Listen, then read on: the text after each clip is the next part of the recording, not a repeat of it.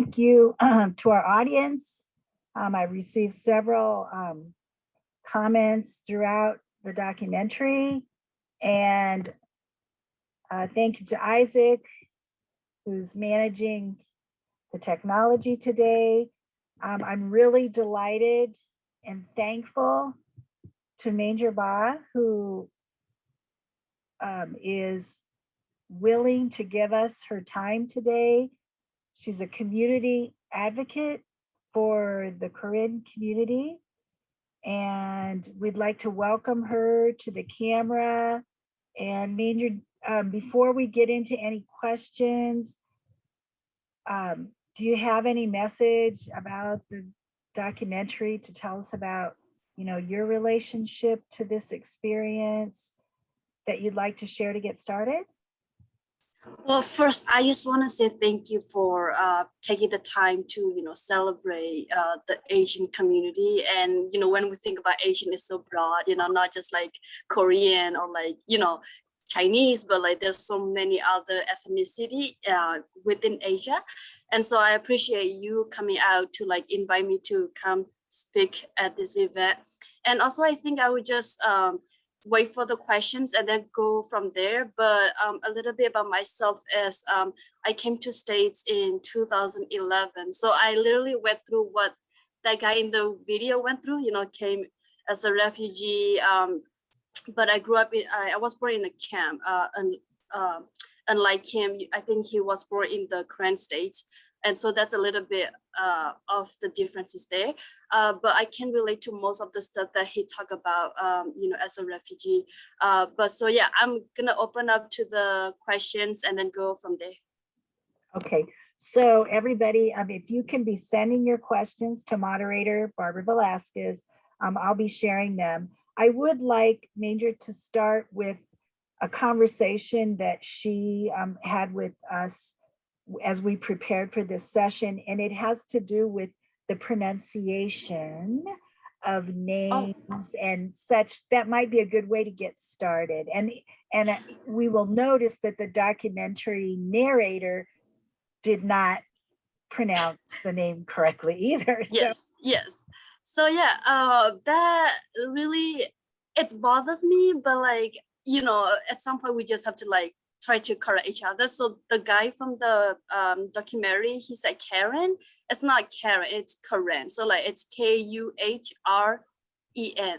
Karen. So and I don't know why the British call us that when they went to Burma.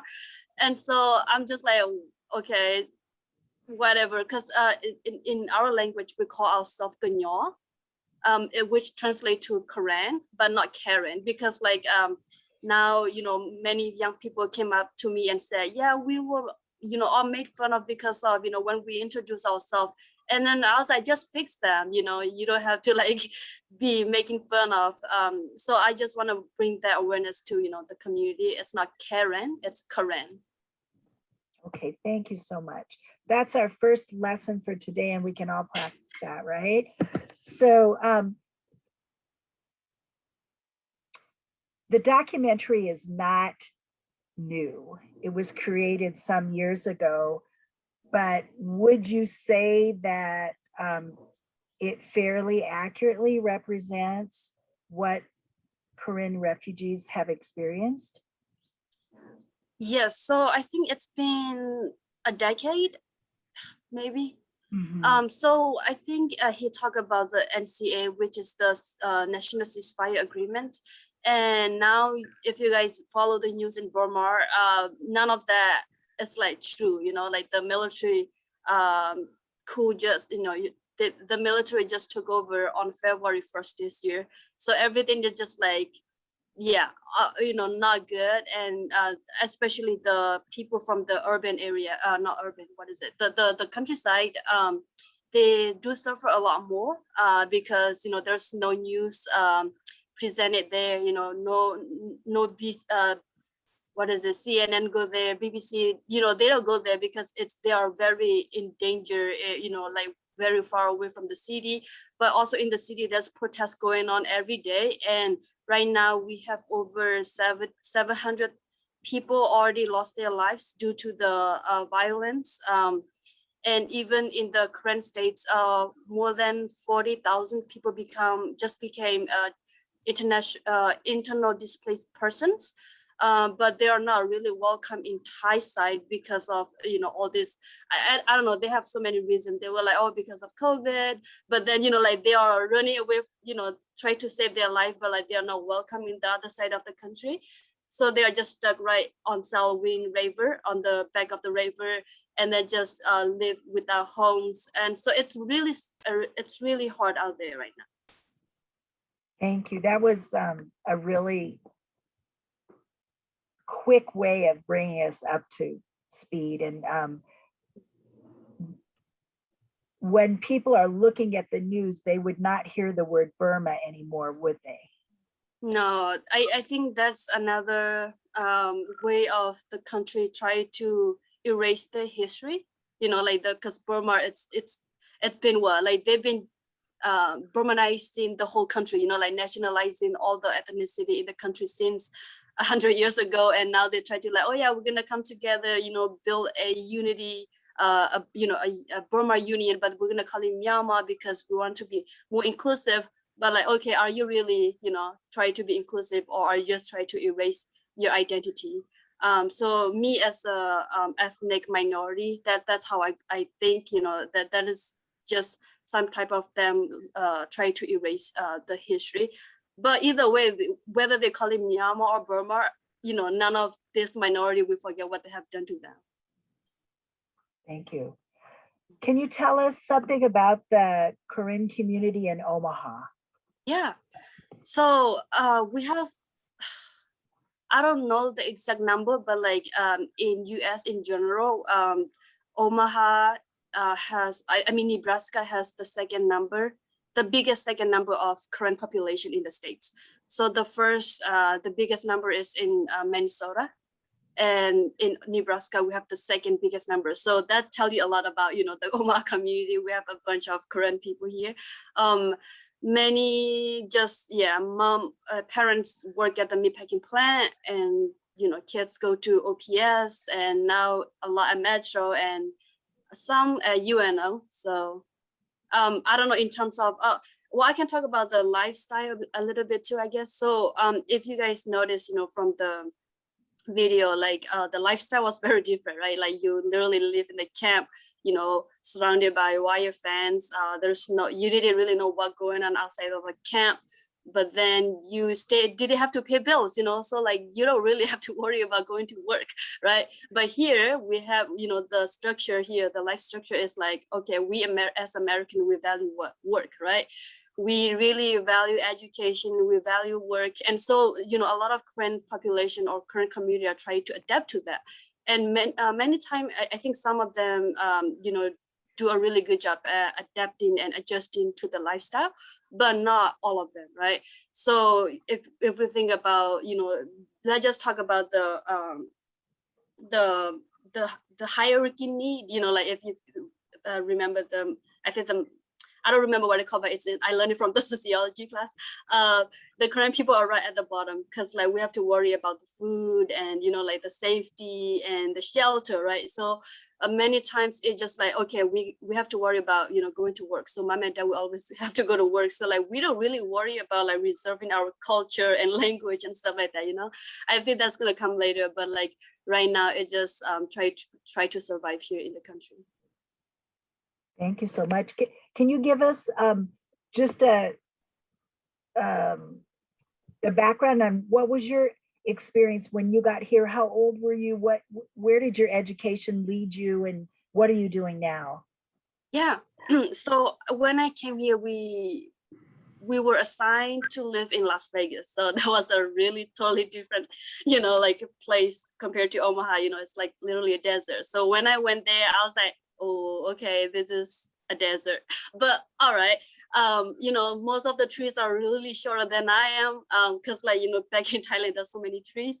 But in Vegas, I came in like I think February. Yeah, February. So like I only had like 3 or 4 months of school left, but they sent me to school. So they enrolled me to school. So I went, and so I started as a freshman in Clark High School, Las Vegas, but I only had like 3-4 months, so like, you know, I ended up with 0 credit, 0 GPA.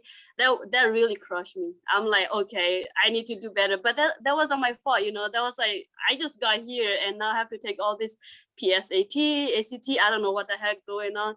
And then my sophomore year, I got all A's, you know, like outstanding student. You know, I did everything I could to like, you know, do to do better. And then after that, my mom was like, oh yeah, we have to move because like we couldn't find a job there, because in Vegas there's only like housekeeping job, and you at least have to speak some type, you know, a little English. And my family doesn't, you know, they didn't speak any of the language. So we moved to Omaha, because in Omaha, what do we have? Meat packing plant, and where you don't have to speak to anybody. You can just, you know, work hard, make the paycheck, I don't know, buy your food and move on with your life. But I mean, I'm glad I came to this, you know, Omaha. So I went to Benson for 2 years, junior and senior, and then yeah, so I finished high school within 3 years and a few months. And then with the help of the Buffett Scholarship, I went to UNO to study communication studies and sociology minor. And after that, honestly, I didn't really know what I wanted to do. So I had a chance to go to Karen States for the first time as an American citizen. That changed my whole life.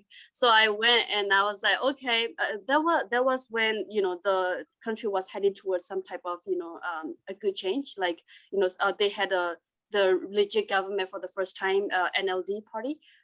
So I went, and then, you know, but I mean, it wasn't like the country was perfect, you know, but it's still progressing, you know.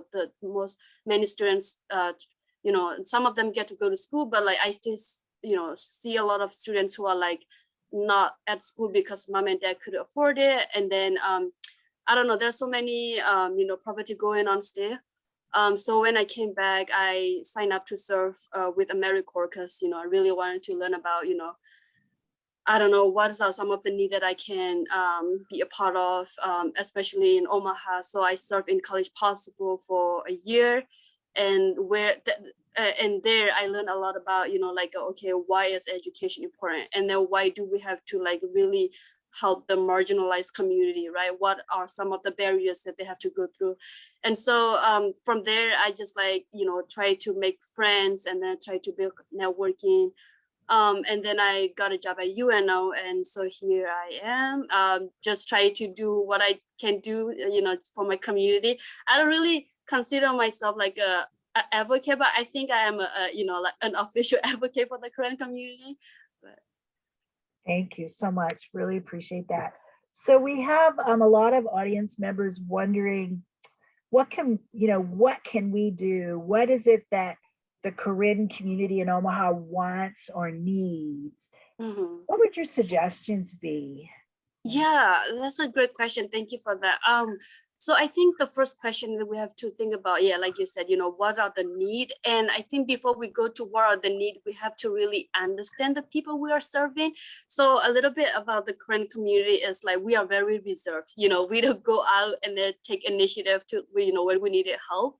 And that's something I would say our weaknesses, but also that's also within our culture, right? Because in Korean culture, you are really taught to like, just go about your day, you know, don't bother people, you know, you do your own thing, you go to the farm, dad go to the farm, mom cook at home, you know, and then you kids just help out whenever you can. But here, you know, since the lifestyle is very different, we have to like, you know, try a lot harder maybe. So I think we have to understand this people culture, and then also go with I really want to emphasize mental health, because I think as a Korean person, we don't think about it as something that we really have to take care of, you know, because like in our culture, you just even don't talk about anything with your family, you know, because I think many times it's just because we don't see it as a problem, or like we're not aware. I think that's how I should go about it. We're not aware of what we need. And so I really want the, you know, the Omaha community as a whole to like really help this community see what are they need, because we've been through like hardship, right, for like 70 years, and so that's so embedded in us that we don't even see it as a problem no more. So I think it is very important for us to get healed. Why we're like trying to go to school, try to all these things. I think we still have to talk about our culture and our, like what happened to our people, and then, not in a way that like, I mean, I understand that we don't want to get traumatized, but I think we still have to talk about it just so that we can get healed. So that is the one thing that I really want people to be aware of. And then the second thing is mentoring.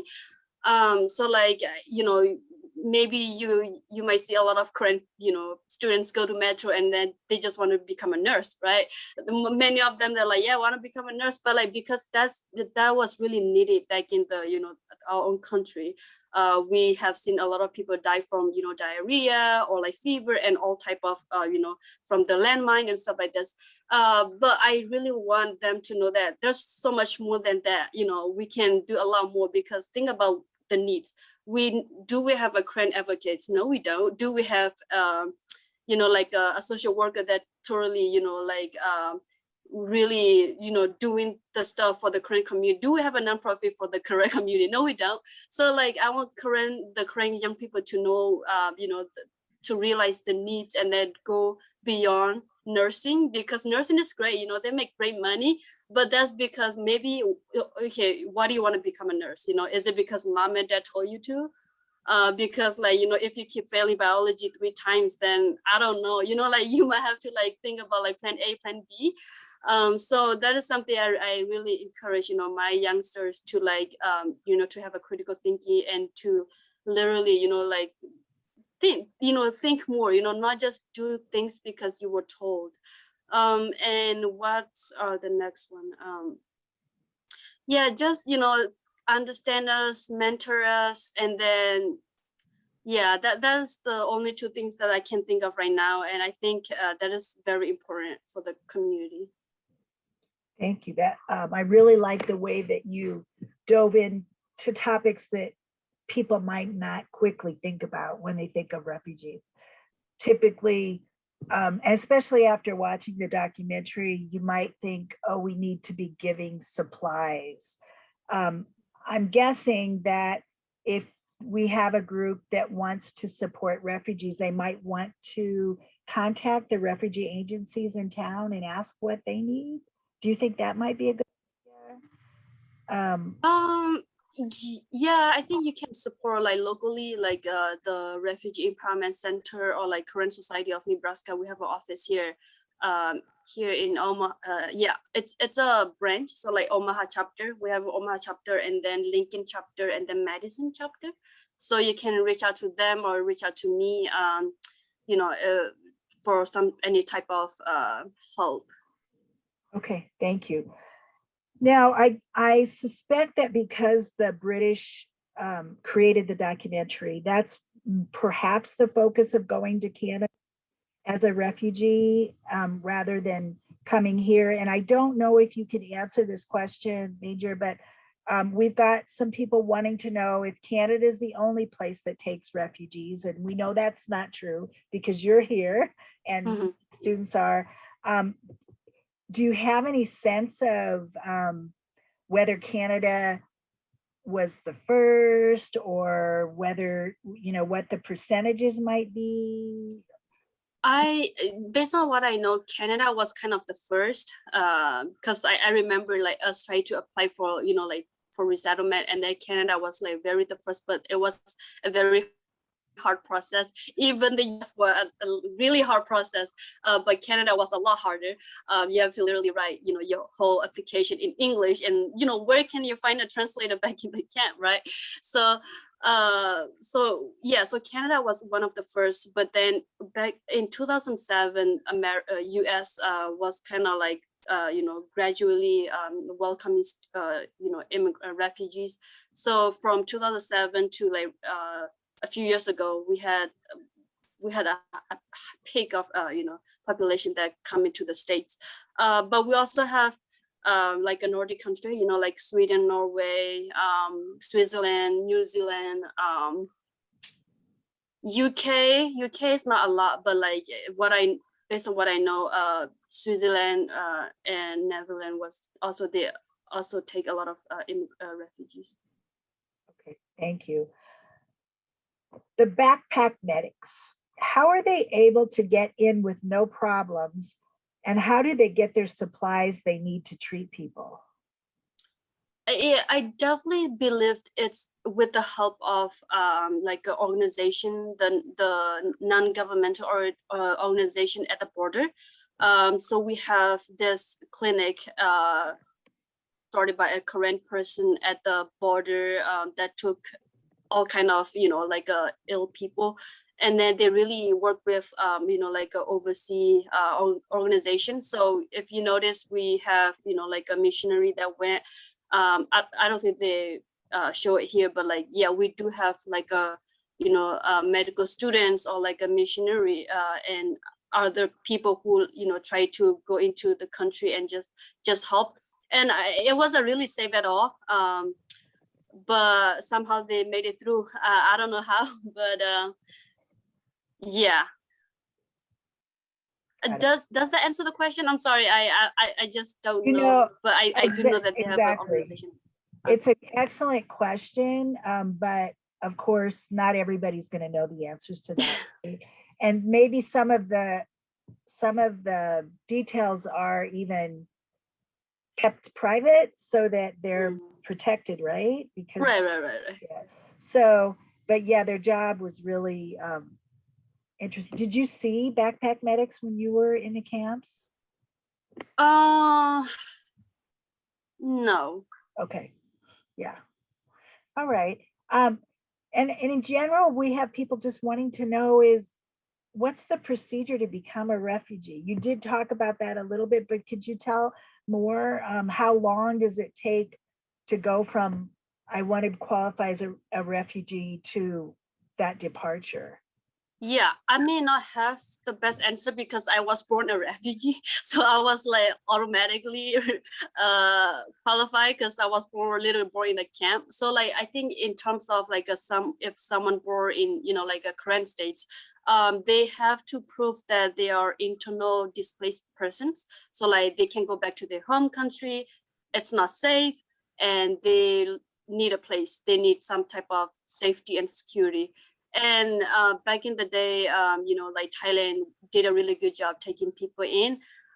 So I think early 1988, yeah, that's when the country, the uprising happened in Burma, and a lot of people came into the border of Thailand, and then they just started camps with the help of the United Nations and with the TBC. TBC, I think it's Thailand Burma border. Yeah, the organization has been there for a very long time, and then you still have to go through like a application, right? Go take picture, and then they're gonna do a little interview, and then they put in all type of whatever thing that you say in the document, and then they take your picture so that you can become a like a member of the United Nations. So, and then it's not just one time, sometimes it take like years, because like you have to like take picture, and then and then they come back anytime, and then they're like, okay, are you here, are you stay here, and then we're gonna like do another like interview and stuff like that. But that was something that I had to go through because like I said, I was literally born there, so like I'm just automatically a refugee. You gave us the name Korean Society of Nebraska as an organization that people could reach out to if they wanted to contribute. Maybe you would like to be a mentor. There was another organization that you said, do you recall? It was so the Korean Society of Nebraska is a nonprofit that is based in Lincoln, but okay, they have a branch here in Omaha, so we call it Korean Society of Nebraska Omaha chapter. Okay. Honestly, you can also reach out to one of us. So I'm also with Korean Society of Nebraska Omaha chapter, and the Omaha address, you can find it also on Google. Just say yeah, Omaha chapter, Omaha address, and then it's a little apartment. I think they are trying to move, but like right now they are still at the same address. It's on the 48th and Saddle Creek apartment there. So Yeah, also I have a page on Facebook if you guys want to like check out. It's called, I'm gonna put it in this chat, Okay, Karen. thank you. Yeah. I created it last June when COVID started because I was so bored. But with this platform, I'm looking for people to partner with me to like present on topic of like any type of education. So example, if you want to talk about social work, or if you want to talk about self-care, if you want to talk about, I don't know, computer science, like it's just a platform where current students can come and then search for resources. And right now I'm trying to have a website for it, but I'm not good at building websites, so I'm like waiting and see if someone want to help me with that. So yeah, that's where I'm going. I'm very hopeful this is gonna be a great platform for the students out there. Thank you for taking the time to do that, to put that together on Facebook. I know people will be able to reach out, and we do have quite a few folks saying, what can I do? I want to be a mentor. So let's start with that page maybe, and I'll give you the opportunity to connect with Manger. I don't want to miss any good questions here. Are there any Karen businesses in the area that we can support? Yeah, so Salwin Thai is one. Even though it's a Thai, it's actually owned by a Korean Korean families. Salwin Thai, and the Burmese restaurant on Ames and 60th is not a Korean restaurant, but it's a chain restaurant. So chain is one of the ethnicity in the country. So we are just like another tribe. So chain. And then what else do we have? We have Korean grocery store here. I think it's called Le Mu grocery. And then the one on 30th and Ames, it's also, I don't remember what it's called, but there's a Korean flag right in front of the store. Maybe it's called Ganyok. I'm gonna put Ganyok. I think. Yeah, that's all I know. But yeah, I can't think of any. That's very helpful. Little by little, we can get out there and assist with that. So I just wanted to say that,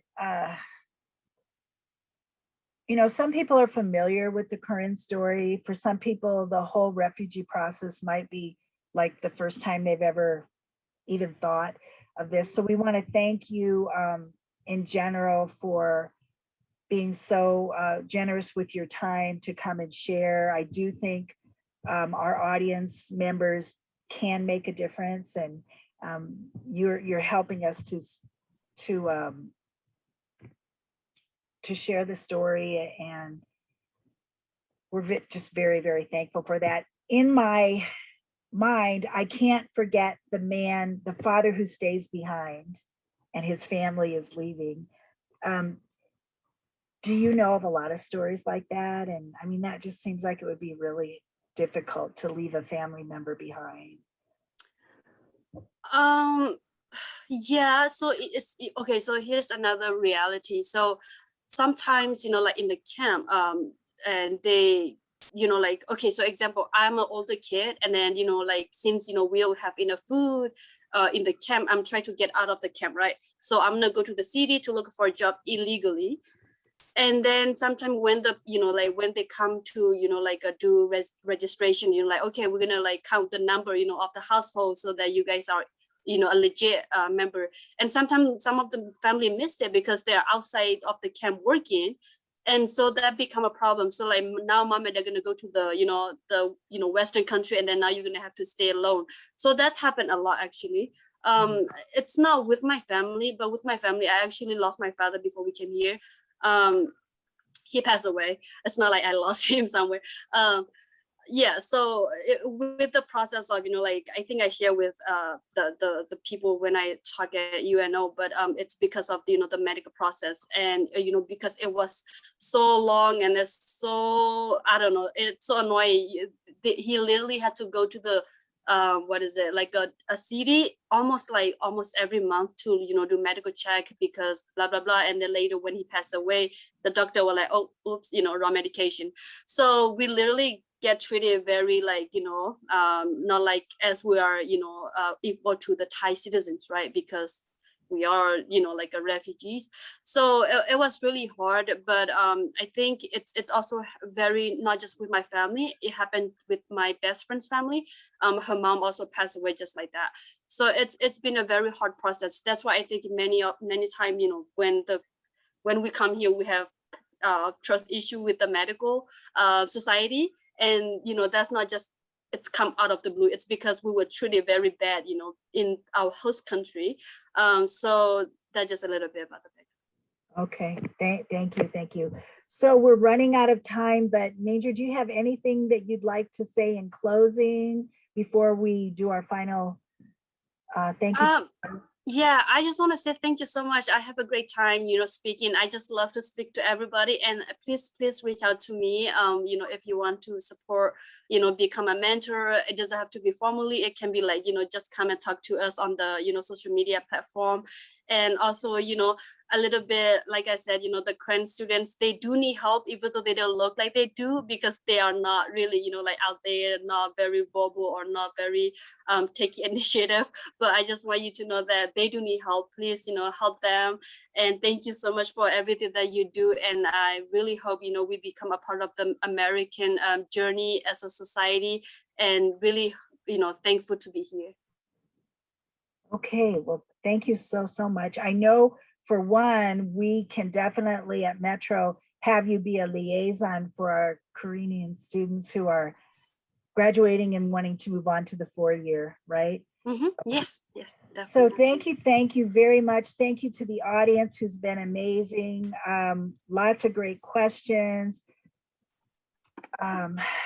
I'm just indebted, and we as an institution are, to so many of you who continue to participate with us throughout the year. I wish those of you who are taking a break before summer, a nice little break, or if you're going to take a summer break completely, have a great one.